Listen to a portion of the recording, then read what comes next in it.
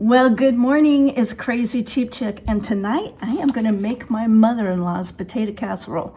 Now, anyone sometime has an actual paper recipe with stains on it, that usually means it's pretty good. And this is a really good casserole. My mother-in-law made it, and I remember the first time I had it, I'd never had anything like it, and it had potatoes in it, but I mean, we actually had to take a potato and boil it, and then you would peel the skin off and you would grate it. Things were hard back in the old days, kids. Things were hard. Anyway, if you wanted a recipe of someone else, you would say, hey, can I have your recipe? And they'd give you a piece of paper and you'd write it out on physical paper. Now today, if you like someone's recipe, you say, hey, would you send me that recipe? And 2 seconds later, they've texted it to you. But in the old days, we actually had to use pen and paper. And I actually would keep a photo album back then that I would put recipes in, either that I clipped out of magazines or the newspaper or that I got from other people. And I still have the photo album with some really old recipes, but they're oldies but goodies. And this one's really good. So let's get cooking. Now let's get busy on this potato casserole. I add a stick of butter. The recipe that I got from my mother-in-law, because I think this was her recipe, called for a quarter stick. But that's why it tastes so good, is I add more butter. And we're gonna melt this. This is an old recipe that my mother-in-law used to make this, and I loved it. And see how it says peel potatoes, grate, and set aside. We're not gonna do that. We're using frozen hash browns. Maybe those didn't exist 40 years ago, I don't know. But as you can tell from the stains, this is an old recipe. But we're gonna add to the butter a can of cream of chicken soup.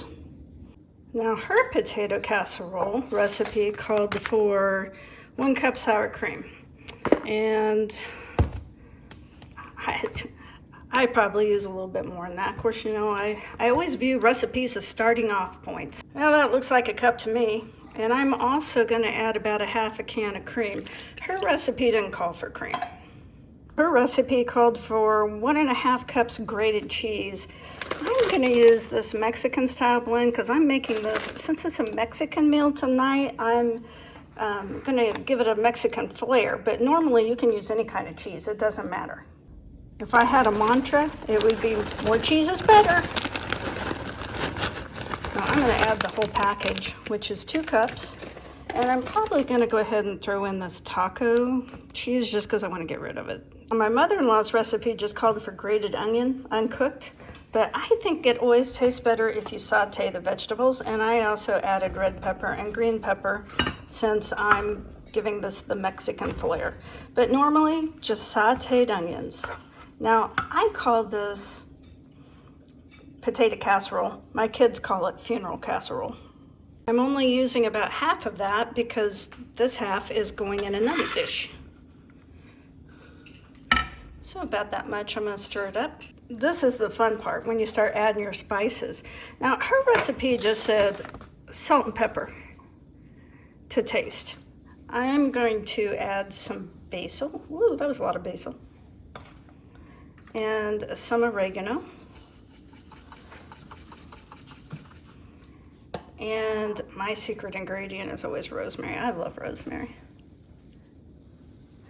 I know that looks like a lot of spices, but when it's all mixed up, it's spices give it flavor. Thankfully today we don't have to boil potatoes and grate them. They come already grated for us as hash browns. And so I got this big, I think it's like a 4-pound bag, and it's probably gonna take at least half of them. We've poured in the potatoes, and yeah, I am gonna add some salt and pepper. It's just salt and pepper isn't the only spice. Seems like back in the 60s and 70s and 80s, you know, we hadn't discovered spices yet. Consistency is fine. And of course the potatoes are frozen, and I'm so cheap I won't spring for spray oil, so I always just use olive oil to grease and my hand. So let's grease this pan. Now at the end, I'm gonna tell you right now, just frozen, it tastes delicious. And it's gonna bubble up and all that cheese is gonna melt. And it's got so much butter in it, and of course it's potatoes. So why do my kids call it funeral casserole? Because it's the kind of thing that you would make here in the Midwest. and take to a family after they've lost a loved one and they're grieving. In other words, it's comfort food.